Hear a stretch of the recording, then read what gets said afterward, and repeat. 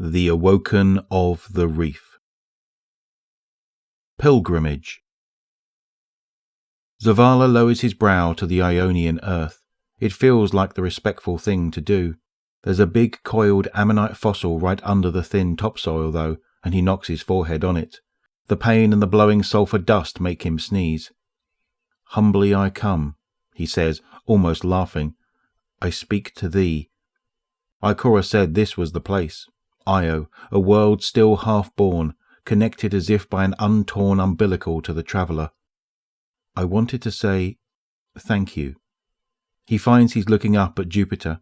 He's accustomed to seeing the traveller above the city, so he fastens on the nearest huge floating sphere as a proxy.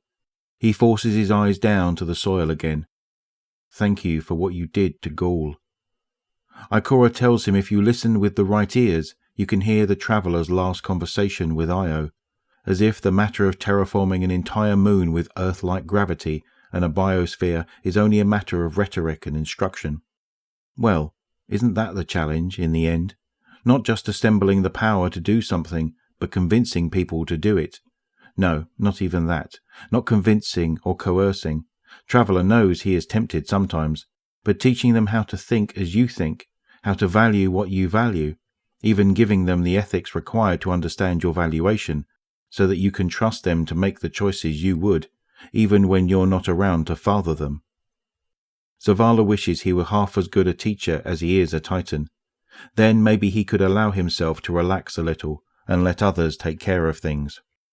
Except, last time he let his guard down, last time he dared think they were triumphant, with Oryx repelled, Siva contained, Vex befuddled, Cabal huddled in their bunkers and too stubborn to come out. Gaul turned up in a storm and nearly destroyed the city, the traveller, and everything Zavala loves. Did I fail you? He asks the bone-coiled dirt. Am I the reason you had to wake up? Because I couldn't stop Gaul by myself? In the giddiness of victory, he declared this their new golden age, but now he thinks he may have misunderstood the traveller's awakening.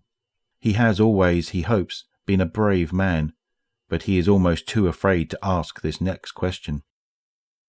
Is this just our next age of triumph?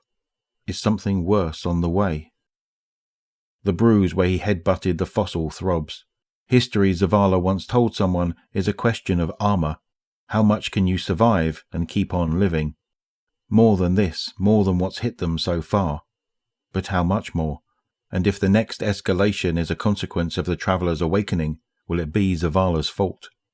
Duty is a puzzle. The harder you work, the more it seems to weigh.